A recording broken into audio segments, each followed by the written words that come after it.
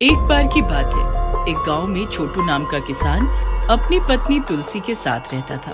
छोटू अक्सर उदास रहता था क्योंकि उसके कोई बच्चा नहीं था। एक रात तुलसी छोटू से कहती है, मैं तुम्हें एक बच्चा भी नहीं दे पाई, मुझे माफ कर दो। तुलसी की बात सुनकर छोटू बोलता है, तुलसी, इसमें उदास होने की क्या बात है? इसमें भला तुम्हारी गलती कहाँ है? बच्चे देना या ना देना तो भगवान की मर्जी है।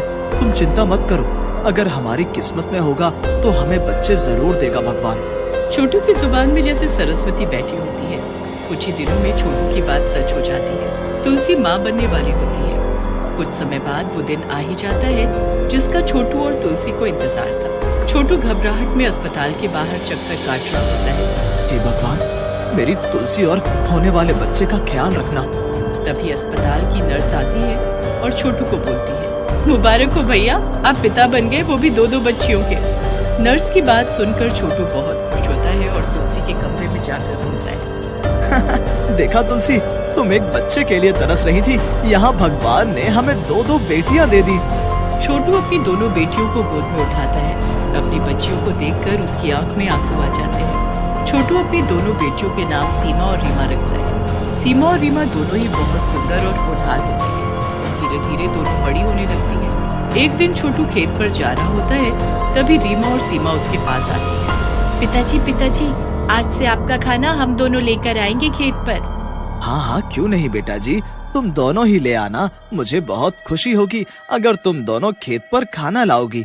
ऐसा कहकर छोटू वहाँ से चला जाता है। दोपहर में रीमा और सीमा भी उसके लिए खाना लेकर पहुँच जाती है। पिताजी देखिए, हम दोनों आपके लिए खाना लेकर आ गई। अब आप सब काम छोड़कर पहले बैठकर खाना खा लो। बस बेटा जी, 2 मिनट और, कुछ जरा सा काम है, वो पहले निपटा लूं, फिर खाता हूँ। लेकिन रीमा और सीमा दोनों छोटू को जबरदस्ती बिठाकर खाना खिलाने लगते हैं। ये सब वही पास के खेत में काम कर रहा रामू भी देख रहा होता है। बहुत ही सौभाग्यशाली हो छोटू भैया, जो इतनी प्यारी बच्चियाँ मिली हैं तुम्हें, तुम्हारा ख्याल रखती हैं। सही कह रहे हो भैया रामू, हमने जरूर कुछ अच्छे कर्म किए होंगे जो इतनी प्यारी बच्चियाँ मिली। इसके बाद रोज रीमा और सीमा छोटू के लिए दोपहर में खाना लेकर पहुंच जाती और छोटू को खाना खिलाकर ही वहाँ से वापस जाती। एक दिन रामू छोटू से बोलता है, अरे छोटू भैया, रीमा और सीमा दोनों बड़ी हो गई हैं, इनकी शादी के बारे में कुछ सोचा है क्या? अरे भैया, सोचता तो रोज हूँ, लेकिन मैं गरीब इस गरीबी में इन दोनों की शादी का बोझ कैसे उठाऊंगा? और रीमा और सीमा चाहती हैं कि उनकी एक ही घर में शादी हो।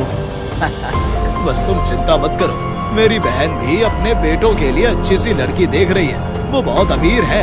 अगर तुम कहो तो मैं बात चलाऊं उनसे, उसके भी 2 जुड़वा बेटे हैं। भैया, लेकिन हम इतना दहेज नहीं दे पाएंगे उनको।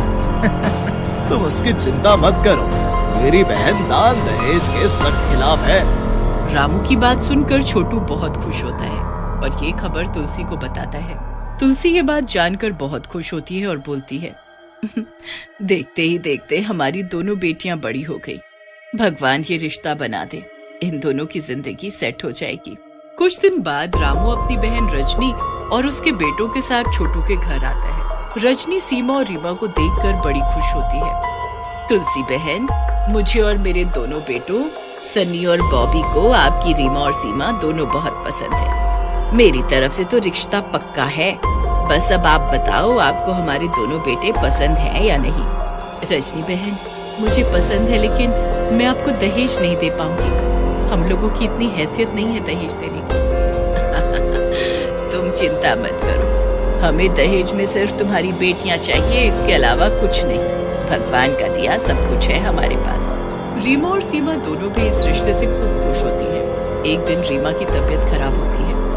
सीमा अकेली छोटू का खाना लेकर खेत की तरफ चल पड़ती है। रास्ते में एक सांप सीमा को डस लेता है। सीमा से छोटू का खाना गिर जाता है और वो दर्द में तड़पने लगती है।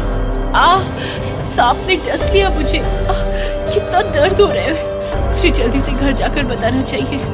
सीमा घर पहुंचती है और रीमा को बुलाती है। रीमा बहन, जल्दी आओ, मुझे सांप ने डस लिया है, जल्दी आओ, मुझे दर्द हो रहा है। सीमा की आवाज सुनकर रीमा और तुलसी दोनों घर से बाहर निकलते हैं। सीमा की हालत धीरे धीरे खराब होने लगती है। तू चिंता मत कर, मैं तुझे डॉक्टर के पास लेकर चलती हूँ, मैं तुझे कुछ नहीं होने दूंगी।